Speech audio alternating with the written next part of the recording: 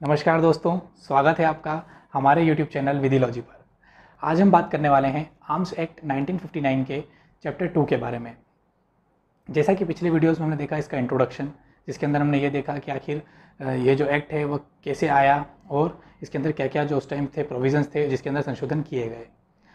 इसके बाद हमने देखा इसका चैप्टर 1 जिसके अंदर सेक्शन 1 और सेक्शन 2 थे, यानी कि इसका विस्तार कहाँ पर है, मतलब ये कहाँ कहाँ पर जो है लागू होता है। और इसके साथ ही इसका जो डेफिनेशन वाला पार्ट था जो कि इम्पोर्टेंट पार्ट है, जहाँ से क्वेश्चंस बन सकते हैं और ज़्यादा से ज़्यादा वहीं से बनेंगे, तो उसको जो है आप अच्छे से देखिएगा। आज हम बात करने वाले हैं चैप्टर 2 की, जो कि सेक्शन 3 से लेकर सेक्शन 12 तक है। इसके अंदर बताया गया है कि आखिर जो अर्जित यानी कि एक्विजिशन क्या होगा, ट्रांसपोर्टेशन कैसे होगा, और इसका जो इंपोर्ट एक्सपोर्ट है वो कैसे होगा, मैन्युफैक्चरिंग और सेल कैसे होगी। मतलब जो आर्म्स एक्ट के अंदर जो एम्यूनेशन और फायर आर्म्स हैं उनके बारे में ये सारी चीज़ें यहाँ पर बताई गई है कि उन सब चीज़ों का जो है विनिर्माण, उनका विक्रय, या फिर बोल सकते हैं कि उनका आयात निर्यात जो है वो कैसे होगा, उसके लिए क्या अनुज्ञप्ति किससे लेनी होगी, वो सारी जो प्रोविजंस है वो चैप्टर 2 के अंदर बताए गए हैं। तो आज हम शुरू करने वाले हैं, लेकिन उससे पहले अगर आप हमारे चैनल पर नए हैं तो प्लीज़ सब्सक्राइब अवर चैनल, और अगर आपको हमारी वीडियो पसंद आती है तो उसे लाइक और शेयर ज़रूर कीजिए। तो चलिए शुरू करते हैं। चैप्टर 2 सेक्शन 3 से लेकर सेक्शन 12 तक है। सेक्शन 3 हम देखते हैं अग्नायुद्धों और गोला बारूद के अर्जन और कब्जे के लिए अनुज्ञप्ति, यानी कि licence for acquisition and position of firearms and ammunition. कोई व्यक्ति फायर आर्म्स या अम्यूनेशन को तब तक ना तो अर्जित करेगा, ना कब्जे में रखेगा, ना लेकर चलेगा जब तक कि वह इस अधिनियम के अधीन जो है उसके लिए लाइसेंस यानी कि अनुज्ञप्ति नहीं प्राप्त कर लेता। अब यहाँ फायर आर्म्स और अम्यूनेशन क्या होंगे, तो फायर आर्म्स और अम्यूनेशंस वह सारी चीज़ें होंगी जो गोला बारूद और जो आयुध हमने डेफिनेशन के अंदर देखे। अर्जित की डेफिनेशन भी हमने, यानी कि एक्विजिशन की डेफिनेशन भी हमने पढ़ी थी, जिसके अंदर बताया गया था कि जो एक्विजिशन होता है वह रेंट पे लेना या बोरो करना जो है वह भी उसके अंतर्गत आता है।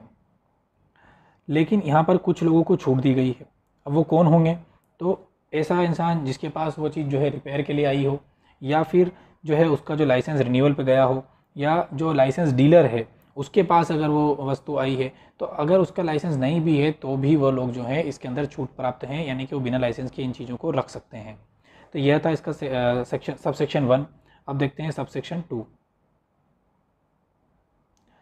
उपधारा 1 में किसी बात के होते हुए भी उपधारा 3 में निर्दिष्ट व्यक्ति से भिन्न व्यक्ति किसी भी समय 2 फायर आर्म से अधिक न तो अर्जित करेगा, न कब्जे में रखेगा, न लेकर चलेगा। अब यहाँ ये बताया गया है कि जैसा कि हमने उपधारा 1 में यानी कि सबसेक्शन 1 में देखा कि किस चीज़ के लिए जो है इस अधिनियम के अंतर्गत जो है फायर आर्म्स और अम्यूनेशन रखने के लिए या फिर उसका कब्जा रखने के लिए आपको लाइसेंस लेना होगा, और किसे नहीं लेना होगा वो भी वहाँ पर बताया। इसके साथ ही यहाँ पे जो उपधारा यानी कि सबसेक्शन 3 है उसमें भी कुछ एक्सेप्शन बताए गए हैं। तो यहाँ यह बताया गया है कि सबसेक्शन 2 जो है वो सबसेक्शन 3 के ऊपर लागू नहीं होगा। अब यहाँ सबसेक्शन 2 में क्या बताया है, तो यहाँ ये बताया गया है कि कोई भी व्यक्ति जो है 2 फायर आर्म्स यानी कि 2 अग्नायुद्ध जो हैं उनसे ज़्यादा अपने पास नहीं रखेगा। इसमें एक इम्पॉर्टेंट पॉइंट ये है कि जो संशोधन हुआ है 2019 में, उसके पहले ये जो संख्या थी वो 3 आर्म्स जो है वो अपने पास रख सकता था, जिसे अब 2 फायर आर्म्स कर दिया है। इसके अंदर यह भी काउंट किया जाएगा कि यदि उसे कोई चीज़ विरासत में या उत्तराधिकार यानी कि सक्सेसर में या जो है उसको मिली है विरासत के, तो उसमें तो वो भी 2 फायर आर्म्स में काउंट होगी, यानी कि 2 से ऊपर अगर वो काउंट हो रही है तो वो अपने पास नहीं रख सकेगा। अब वो अगर अपने पास नहीं रखेगा तो उसे क्या करेगा, तो उसे जो है यह जो संशोधन जारी हुआ उसकी डेट से यानी कि जारी होने के डेट से 1 वर्ष के भीतर जो है उसे अपने निकटतम पुलिस थाने के भार साधक अधिकारी के पास वह जमा करा देगा, या फिर धारा 21 सबसेक्शन 1 के प्रयोजन के लिए विहित शर्तों के अधीन लाइसेंस डीलर के पास जमा करा देगा कि 2 लोगों के पास जो है वो जो एक्स्ट्रा उसके पास फायर आर्म है वो उसे जमा कराने होंगे। अब इसी जगह पे अगर कोई यूनियन का जो यूनियन फोर्सेस हैं यानी कि जो हमारे सशस्त्र बल हैं उनका कोई सदस्य है और उसके पास अगर इस तरीके के अगर एक्स्ट्रा हथियार या एक्स्ट्रा आमिनेशन है, तो वह जो है उसे अपने यूनिट शस्त्रागार जो होते हैं उसमें जाकर जमा करा देगा, और ऐसे जमा कराने के 1 वर्ष की समाप्ति के बाद जो है समाप्ति की तारीख से 90 दिन के भीतर उसका जो लाइसेंस है वो रद्द हो जाएगा। तो यह था इसका सबसेक्शन 2। अब देखते हैं सबसेक्शन 3 जिसके अंदर एक्सेप्शंस बताए गए हैं। सबसेक्शन 3 बोलता है कि उपधारा 2 यानी कि सबसेक्शन 2 की कोई बात निम्नलिखित को लागू नहीं होगी। जैसा कि हमने देखा, तब यहाँ क्या एक्सेप्शन है कि जो फायर आर्म्स का डीलर है उसके ऊपर ये लागू नहीं होगी, क्योंकि उसके पास लाइसेंस है फायर आर्म्स डीलर का। दूसरा, केंद्र सरकार द्वारा मान्यता प्राप्त या अनुज्ञप्त राइफल क्लब या राइफल संगम। अब ये वो चीज़ है जहाँ पर जो है ये जो अपन देखते हैं शूटिंग रेंजेस जो होती हैं, जहाँ पर लोग प्रैक्टिस सेशंस के लिए या फिर जो ये स्पोर्ट्स सेक्शंस जो होते हैं उसके लिए जो ये यूज़ किए जाते हैं, तो ऐसे कोई राइफल संगम या अनुज्ञप्त राइफल हैं जो कि 22 बोर राइफल या हवाई राइफल का प्रयोग करते हैं निशाना लगाने के अभ्यास के लिए, तो वह जो है अगर केंद्र सरकार के द्वारा मान्यता प्राप्त हैं तो वो यहाँ पर एक्सेप्शन में आएंगे, यानी कि वो इसके अंदर छूट प्राप्त होंगे। तो जो उनके सदस्य हैं वो भी इसके अंदर छूट प्राप्त होंगे। सबसेक्शन 4 सेक्शन 21 सबसेक्शन 2 से लेके सेक्शन 21 सबसेक्शन 6 तक के जो उपबंध हैं इस धारा के उपधारा 2 के परंतुक में उसी प्रकार लागू होंगे जैसे कि धारा 21 सबसेक्शन 1 में होते हैं। तो यहाँ ये बताया गया है कि जो धारा 21(1) है उसके अंदर जो है लाइसेंस डीलर जो होता है उसके बारे में उपबंध किया गया है कि उसके पास जो है आपको शस्त्र जमा कराना होंगे। तो उसके जो परंतुक वहाँ बताए गए हैं 21(2) से लेके 21(6) तक, वह यहाँ पर जो उपधारा 2 है ना उसमें उसी तरीके से लागू होंगे जैसे वहाँ लागू होते हैं। सेक्शन 4 कतिपय दशाओं में विनिर्दिष्ट वर्णन के आयुध के अर्जन और कब्जे के लिए अनुज्ञप्ति। अब यहाँ बताया गया है कि जो स्पेसिफिक जिसका मेंशन कर दिया गया हो सरकार के द्वारा, केंद्र सरकार के द्वारा, कि ये जो आयुध यानी कि फायर आर्म्स या जो आर्म्स हैं उनका जो अर्जन या जो उनको कब्जा यानी कि उनका अक्वायरिंग या जो पोजीशन है वह लाइसेंस के द्वारा ही किया जाएगा। तो उसके लिए क्या प्रावधान है, तो केंद्र सरकार को अगर लगता है कि लोक हित में यह आवश्यक है कि कुछ फायर आर्म्स से भिन्न कोई आयुध का अर्जन किया जाए, तब तो जैसे जो फायर आर्म्स जो जनरली जो चलते हैं उससे अलावा कोई अगर भिन्न यानी कि उससे डिफरेंट कोई फायर आर्म्स है जिनका अर्जन किया जाना चाहिए, यानी कि जिनको अक्वायर किया जाना चाहिए या कब्जे में रखना या वहन विनियमित किया जाना चाहिए, या वहन का मतलब होगा उसका ट्रांसपोर्टेशन यानी कि लेकर चलना, तब तो वह ऐसे आयुधों की जो है शासकीय राजपत्र में अधिसूचना द्वारा निर्दिष्ट क्षेत्र में यह जो धारा है वो लागू कर सकती है। लेकिन यहाँ फिर ये बात कही गई है कि कोई भी व्यक्ति ऐसे वर्ग या वर्णन के आयुध यानी कि आर्म्स धारित नहीं कर सकता है जब तक कि लाइसेंस न मिल जाए। तो जो यहाँ मेंशन किए जाएंगे केंद्र सरकार के द्वारा उसके लिए भी जो है आपको लाइसेंस इस अधिनियम के अंतर्गत लेना होगा। सेक्शन 5 ये इंपॉर्टेंट सेक्शन है, इसके अंदर से क्वेश्चन बनते हैं तो इसे आप ध्यान से देखिएगा। आयुधों और गोला बारूद के विनिर्माण, विक्रय इत्यादि के लिए अनुज्ञप्ति। यहाँ बताया गया है कि जो फायर आर्म्स या आर्म्स होते हैं या फिर जो एम्यूनेशन है उसका मैन्युफैक्चर यानी उनको बनाना या विक्रय यानी कि उनको सेल करना, उसके लिए लाइसेंस लेना होगा। तो वो इस धारा के अंदर बताया गया है। तो कोई भी व्यक्ति किसी भी फायर आर्म यानी कि अग्नायुद्ध या अन्य आयुध का या किसी गोला बारूद यानी कि एम्यूनेशन का निम्नलिखित उपयोग नहीं करेगा जब तक कि इस अधिनियम के नियम अनुसार अनुज्ञप्ति यानी कि लाइसेंस प्राप्त नहीं कर लेता। तो उसका उपयोग कैसे नहीं करेगा, यानी कि उसका यूज़ नहीं करेगा, उस फायर आर्म्स का मैन्युफैक्चरिंग नहीं करेगा यानी कि निर्माण नहीं करेगा, ऑब्टेन यानी कि कहीं से उसे अभिप्राप्त नहीं करेगा, उपाप्त नहीं करेगा यानी कि प्रोक्योर नहीं करेगा, या फिर उसको बेचेगा नहीं, सेल नहीं करेगा, उसका कोई ट्रांसफ़र नहीं करेगा, या फिर जो फायर आर्म्स उसने खरीदे हैं उसको किसी और चीज़ में कन्वर्ट नहीं करेगा, या उसकी रिपेयरिंग नहीं करेगा। उसके लिए भी उसको जो है यहाँ पर लाइसेंस लेना होगा, उसका टेस्ट नहीं करेगा या उसको प्रूव नहीं करेगा। तो ये जो सारी चीज़ें यहाँ मेंशन की गई है ये अपने को याद रखनी है, क्योंकि ये सारी ही चीज़ें जो हैं वो बिना लाइसेंस के यहाँ पर नहीं कर सकता और इसके लिए उसे कब्जे में नहीं रखेगा। ये यहाँ पर स्पेशली मेंशन किया गया है। सबसेक्शन 2 सबसेक्शन 1 में किसी बात के होते हुए भी किन्हीं आयुध या गोला बारूद को, अभी तक हमने देखा कि बिना लाइसेंस के कोई भी जो है उसका ट्रांसफ़र नहीं कर सकता, उसको सेल नहीं कर सकता, या फिर जो से कब्जा जो है दूसरे को नहीं दे सकता। लेकिन उसका जो एक्सेप्शन है वो सबसेक्शन 2 है सेक्शन 5 का। यह बोलता है कि किसी व्यक्ति के पास यदि आयुध या गोला बारूद जो है वह निजी उपयोग के लिए जो कि विधिपूर्ण कब्जे में है उसके, और यदि वह किसी ऐसे अन्य व्यक्ति को जो कि उसे कब्जे में रखने के लिए हकदार है, यानी कि वह उसका हकदार है, वैलिड जो है वो रख सकता है ऐसे हथियारों को या ऐसे एमिनेशन को, या फिर उसे कब्जे में रखने के लिए कोई प्रतिषिद्ध नहीं है, यानी कि उस वक्त ऐसा कोई अधिनियम नहीं था या ऐसा कोई अधिनियम नहीं है जो कि ऐसा उसे करने से रोकता हो, यानी कि जो व्यक्ति है जिसके पास निजी उपयोग के लिए रखा गया है या विधिपूर्ण कब्जे में है उसके, तब वो ऐसा उसे विक्रय या अंतरण दोनों ही किसी अन्य व्यक्ति को कर सकेगा, चाहे उस अन्य व्यक्ति के पास लाइसेंस हो या ना हो। तो ये एक एक्सेप्शन है, लेकिन इसके अंदर ये बताया गया है कि ये सिर्फ तभी जब किसी अन्य विधि में उसके लिए प्रावधान ना हो। अब इसका जो एक्सेप्शन एक और है वो देखते हैं कि लेकिन धारा 3 व 4 में अपेक्षित अनुज्ञप्ति होने पर तब तक विक्रय अंतरण नहीं किया जा सकेगा जब तक कि निम्नलिखित कार्य नहीं किया जाता। अब जैसा हमने ऊपर देखा कि यहाँ ये बताया है कि बिना लाइसेंस के भी कर सकते हैं, लेकिन उसके लिए कंडीशन लिख दी थी कि उस वक्त अगर कोई इस अधिनियम के अधीन या उसके अधीन अगर उसको छूट प्राप्त है तो ऐसा अन्य व्यक्ति जो है उसे वो दे सकेगा। लेकिन अगर सेक्शन 3 और सेक्शन 4 के अंदर अगर उससे लाइसेंस मांगा है या लाइसेंस होना ज़रूरी है तो वो जब तक लाइसेंस नहीं ले लेता तब तक उस चीज़ का मतलब यानी कि आयुध और गोला बारूद यानी कि आर्म्स और एम्यूनेशन का जो है ना तो ट्रांसफ़र कर सकेगा ना उसे सेल कर सकेगा। जो कि इसमें उसे परमिशन लेनी होगी पहला अधिकारिता रखने वाले जिला मजिस्ट्रेट या फिर निकटतम पुलिस थाने के बाहर साधक अधिकारी को ऐसे विक्रय या अंतरण का जो आशय है वो या फिर उसके साथ ही ऐसा विक्रय या अंतरण करना है उस व्यक्ति का नाम पता जो है उसे लिखित में इत्तिला कर देना होगा। और ऐसी इत्तिला जब तक कि उस ऐसी इत्तिला दिए गए 45 दिन न बीत जाए तब तक वो ऐसा अंतरण या विक्रय नहीं करेगा। तो यह इसके साथ एक एक्सेप्शन जोड़ दिया गया है। सेक्शन 6 बंदूक की यानी कि गन की नाल को छोटा किया जाने या नकली फायरआर्म को फायरआर्म में परिवर्तित करने के लिए अनुज्ञप्ति, यानी कि जो मॉडिफिकेशन होता है या फिर सन परिवर्तित यानी कि जो उनको कन्वर्ट किया जाता है फायरआर्म्स को, उसके लिए जो है लाइसेंस लेना ज़रूरी है। तो सिर्फ तभी उसमें ऐसा करेगा यानी कि तभी उसके अंदर जो है वह किसी बंदूक की नाल को छोटा करेगा या किसी नकली फायरआर्म को फायरआर्म यानी कि ओरिजिनल या फिर काम करने वाले फायरआर्म में परिवर्तित करेगा जब उसके पास इस अधिनियम के अंतर्गत जो है नियम अनुसार लाइसेंस हो या उसने लाइसेंस प्राप्त किया हो या फिर आयुध अधिनियम 2016 के अनुसार उसके पास इसके लिए लाइसेंस हो। अगर यहाँ पर अभी जो नकली फायरआर्म के बारे में हम बात कर रहे हैं तो उसका मतलब जो है कि नकली फायरआर्म वह होगा जो फायरआर्म जैसा प्रतीत होता हो, यानी कि ऐसा अग्नायुद्ध जो नकली अग्नायुद्ध तो है लेकिन प्रतीत कैसा होता है कि वह असली हो। फिर चाहे वह जो है छर्रे या गोली या अन्य अस्त्र को छोड़ने योग्य हो या न हो, उससे यहाँ पर कोई जो है फर्क नहीं पड़ेगा। सेक्शन 7 प्रतिषिद्ध आयुध या प्रतिषिद्ध गोला बारूद के अर्जन या कब्जे में रखने या उसके विनिर्माण या विक्रय का प्रतिषेध। जैसा कि हमने डेफिनेशंस में देखा था कि प्रतिषिद्ध आयुध क्या होंगे, प्रतिषिद्ध गोला बारूद क्या होंगे।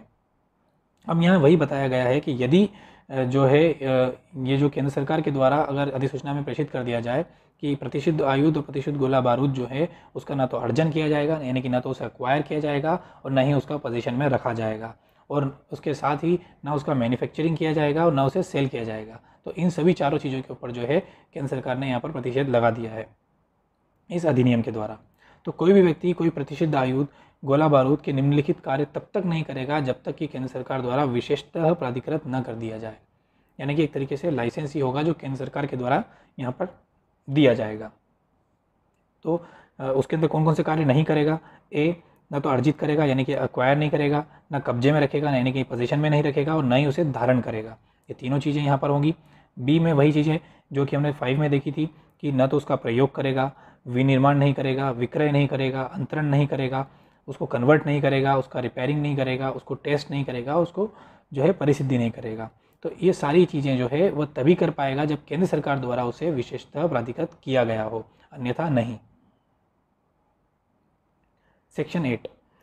जिन फायर आर्म्स पर पहचान चिन्ह न हो उनके अंतरण विक्रय का प्रतिषेध। ये सेक्शन ये बताती है कि जो हथियार हैं, जो बंदूकें हैं, जो फायर आर्म्स हैं, उनके ऊपर जो चिन्ह आते हैं यानी कि जो उनकी मैन्युफैक्चरिंग जो संख्या क्रमांक उन पर लिखा होता है, हर जो पिस्टल आती है या जो बॉम्ब्स आते हैं उन सबके ऊपर एक सीरियल नंबर हमेशा होता है या फिर जिसने बनाया है उसकी मार्किंग उस पर हमेशा होती है या फिर जिस देश का है उसकी मार्किंग भी उस पर होती है। तब ऐसी स्थिति में यदि कोई व्यक्ति जो है किसी फायर आर्म या गोला बारूद पर दर्शित नाम, संख्या या पहचान चिन्ह न तो उस पर मिटाएगा, ना उस पर से हटाएगा, ना परिवर्तित करेगा, ना उसको कुटरचित करेगा, यह सेक्शन 8 बोलती है। इसके साथ ही कोई व्यक्ति ऐसे फायर आर्म्स का जिसके ऊपर उसके निर्माता का नाम या विनिर्माता का जो संख्या क्रमांक है वो या उसका जो अन्य पहचान चिन्ह है यदि वह उस पर नहीं है यानी कि उस पर वो मिट चुका है या किसी ने मिटा दिया है, तब ऐसी स्थिति में ना तो वो उसका सेल करेगा ना उसे ट्रांसफ़र करेगा। ये यहाँ पर स्पष्टतः केंद्र सरकार के द्वारा इस अधिनियम के अंदर बताया गया है। सबसेक्शन 3, जब किसी व्यक्ति के कब्जे में ऐसा फायरआर्म हो जिसके ऊपर न तो उसका नाम हो, न उसके संख्या क्रमांक हो और न उसका अन्य कोई पहचान चिन्ह हो, या फिर ऐसा हो सकता है कि वहाँ से उसे मिटाया या फिर हटाया या परिवर्तित या कूटरचित किया गया हो, तो यह उपधारित किया जाएगा, यानी कि यह प्रिजम्पशन किया जाएगा कि उसी ने, जिसके पास से वो प्राप्त हुआ है, उसी ने उस पे से उस नाम या चिन्ह या संख्या क्रमांक को मिटाया, हटाया, परिवर्तित किया या कूटरचित किया है, जब तक कि तत्प्रतिकूल साबित न कर दिया जाए। यानी कि जब तक ये साबित नहीं हो जाता कि उसने नहीं किया है, तब तक यही प्रिजम्पशन, यही उपधारणा जो है न्यायालय द्वारा की जाएगी। यदि किसी व्यक्ति के पास इस अधिनियम के प्रारंभ होने से पहले ही ऐसा फायरआर्म यानी कि आग्नेयायुध है जिसके ऊपर न तो नाम है, न पहचान चिन्ह है, न संख्या क्रमांक है, तब उसके ऊपर यह धारा जो है तब तक लागू नहीं होगी जब तक कि यह जो अधिनियम है इसको प्रारंभ हुए 1 वर्ष न बीत गया हो। यानी कि 1 वर्ष के बाद ही उसके ऊपर यह अधिनियम जो ये इस अधिनियम की जो धारा है ये लागू होगी। अगर उससे पहले वह उसे सबमिट कर देता है तो यह धारा उसके ऊपर लागू नहीं होगी। सेक्शन 9, तरुण व्यक्तियों यानी कि यंग पर्सन्स और कुछ अन्य व्यक्तियों द्वारा आग्नेयायुधों यानी कि फायर आर्म्स आदि के अर्जन या कब्जे का या उनके विक्रय या अंतरण का प्रतिषेध। यहाँ पर बात की गई है यंग पर्सन्स और उसके अलावा जो अन्य व्यक्ति हैं जिनको इसके अंदर प्रतिष्ठित किया गया है, यानी कि उनके साथ इस तरीके के जो फायर आर्म्स या एम्यूनेशन है उसका जो व्यापार है यानी कि मैन्युफैक्चरिंग या सेल जो है उनके साथ नहीं किया जा सकता, उसके बारे में सेक्शन 9 में बताया है। तो पूर्वगामी उपबंधों के होते हुए भी कोई भी व्यक्ति निम्नलिखित परिस्थितियों में फायर आर्म या गोला बारूद अर्जित नहीं करेगा, न कब्जे में रखेगा, न ही उसका वहन करेगा। अब वो व्यक्ति कौन हो सकते हैं? तो जिसने 21 वर्ष की आयु पूर्ण नहीं की हो, यानी कि 21 वर्ष से कम आयु का हो, या फिर ऐसे अपराध के लिए उसे दोष सिद्ध किया गया हो जो नैतिक अवचार यानी कि मिसकंडक्ट हो और वायलेंस से रिलेटेड हो यानी कि हिंसा उसमें शामिल हो, और उसका जो कारावास जो उसे प्राप्त हुआ था वो समाप्त होने के बाद 5 वर्ष न बीत गए हों। यानी कि जिस अपराध के लिए उसे सज़ा मिली वो अपराध इसने बता दिया कि नैतिक अवचार या हिंसा में उसे सज़ा मिली हो और वैसी सज़ा खत्म होने के बाद 5 वर्ष न बीत गए हों, तो ऐसे व्यक्ति को भी इसके अंतर्गत जो है इस जो फायर आर्म से गोला बारूद है वो ना तो अर्जित करने दिया जाएगा, ना कब्जे में रखने दिया जाएगा, ना ही उसका ट्रांसपोर्टेशन करने दिया जाएगा। और CRPC के चैप्टर 8 के अधीन परिशांति या सदाचार के लिए जो बंद पत्र की अवधि के दौरान अगर कोई है, यानी कि जो बॉन्ड भर के जो बॉन्ड की अवधि चल रही है उस टाइम ड्यूरेशन के दौरान अगर कोई व्यक्ति जो जिसने बॉन्ड भरा है वह भी ये सारे कार्य नहीं कर सकेगा। तो यह 3 इसके अंदर बताए गए थे। इसके साथ ही कुछ एक्सेप्शंस और हैं कि कोई भी व्यक्ति किसी फायर आर्म, गोला बारूद का विक्रय, अंतरण, संपरिवर्तित, मरम्मत, परख ऐसे व्यक्ति के साथ नहीं करेगा जिसके बारे में वह निम्नलिखित बात जानता है या विश्वास करने का कारण रखता है। तो कौन सी बात या कौन सा कारण विश्वास रखता है? तो जो हमने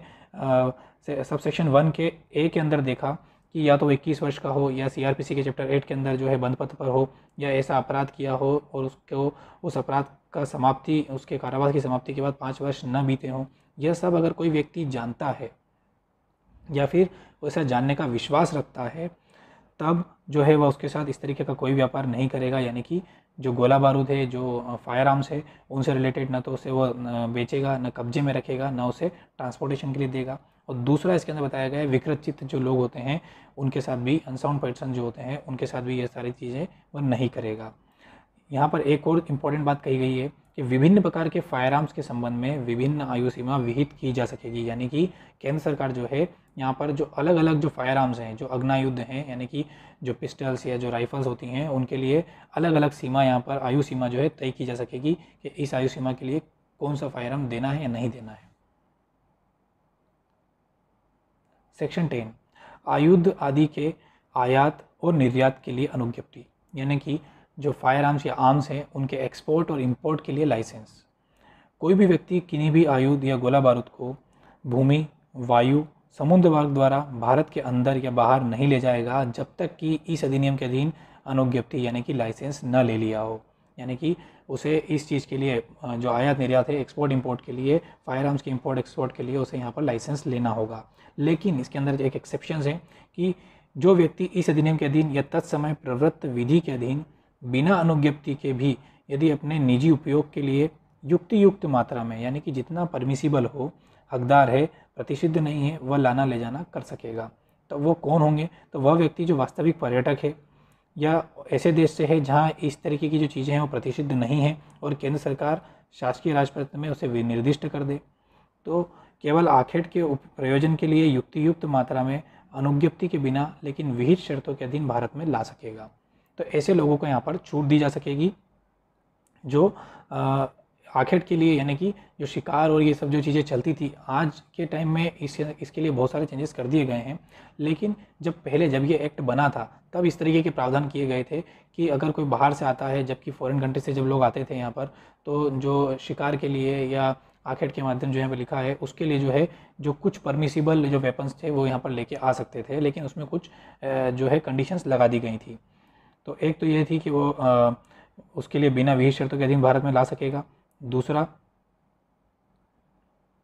स्पष्टीकरण इसमें ये लिखा है कि जो पर्यटक होगा वो कौन होगा, तो भारत का नागरिक नहीं होगा, या और दूसरा वो 6 माह से अधिक की अवधि के लिए यहाँ नहीं आया होगा, यानी कि भारत में 6 माह से अधिक के लिए नहीं आया होगा। तीसरा कि वो क्यों आया होगा, तो आमोद प्रमोद, दृश्य दर्शन यानी कि साइट सीइंग, या केंद्र सरकार द्वारा कोई बुलाया गया अधिवेशन हो, या फिर अंतर्राष्ट्रीय कोई सम्मेलन जो कि भारत में आयोजित किया गया हो, या संगम या अन्य निकायों में प्रतिनिधि के रूप में आया हो। यानी कि अगर वो प्रतिनिधि के रूप में आया है तो अगर उसे जो छूट है उसके उस उतनी छूट तक, यानी कि युक्तियुक्त छूट तक जो है वह इस तरीके के फायरआर्म या एम्यूनेशन अपने साथ ला सकेगा।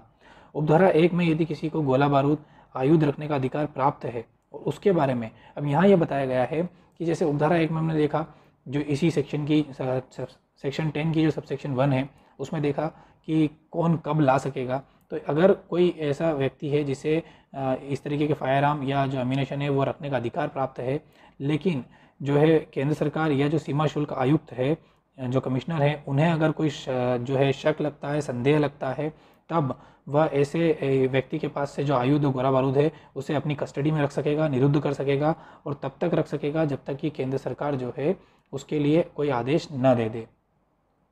समुद्र वायुमार्ग भारत का भाग नहीं होने वाले किसी मध्यवर्ती राज्य क्षेत्र को पार करके भारत के किसी भाग में आयुध गोला बारूद ले जाना का अर्थ भारत में या बाहर ले जाना समझा जाएगा। यानी कि चाहे वो समुद्र मार्ग से ले जा रहे हों, चाहे वायु मार्ग से ले जा रहे हो, तो अगर वो वायु मार्ग से ले जाते हैं और भारत के जो वायु मार्ग है उसके ऊपर से ले जा रहे हैं, या फिर समुद्र में से ले जा रहे हैं जो भारत का क्षेत्र लगता है, तब वह यही समझा जाएगा कि वो भारत के अंदर जो है आना या जाना जो कर रहे हैं वो गोला बारूद का और एम्यूनेशन का जो व्यापार है वो भारत के अंदर से कर रहे हैं। सेक्शन 11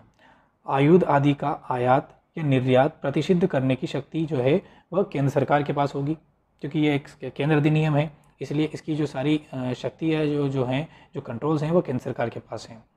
सेक्शन 12 आयुध का परिवहन निर्बंधित या प्रतिषिद्ध करने की शक्ति, यानी कि रेस्ट्रिक्ट और प्रोहिबिट करने की शक्ति, तो वो भी यहाँ पर केंद्र सरकार के पास होगी। केंद्र सरकार जो है राजपत्र में अधिसूचना द्वारा निर्देश दे सकेगी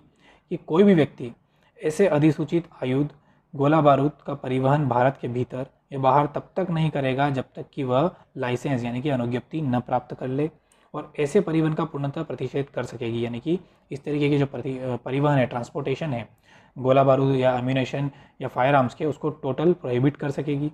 जिन आयुध और गोला बारूद का भारत में समुद्र या विमान से ट्रांसपोर्टेशन किया जाता है उसे इस धारा के अंतर्गत उसका ट्रांसपोर्टेशन समझा जाएगा। तो यह था इसका चैप्टर 2, जिसमें हमने देखा कि कौन इसके अंदर जो है अपने पास फायर आर्म्स और एम्यूनेशन जो है रख सकेगा, और आखिर उसे रखने के लिए उसे किस किस को इसमें लाइसेंस चाहिए होगा। तो हमने इसके अंदर इंपॉर्टेंट चीज़ देखी कि चाहे उसका यूज़ हो, ट्रांसपोर्टेशन हो, सेल हो, मैन्युफैक्चरिंग हो, या यूज़ करना हो या रिपेयर करना हो, हर चीज़ के लिए जो है आपको यहाँ पर लाइसेंस लेना होगा।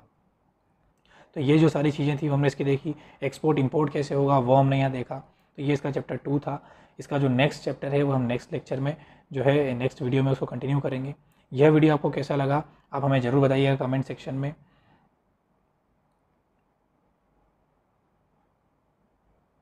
Thank you for watching. Please like, share and subscribe.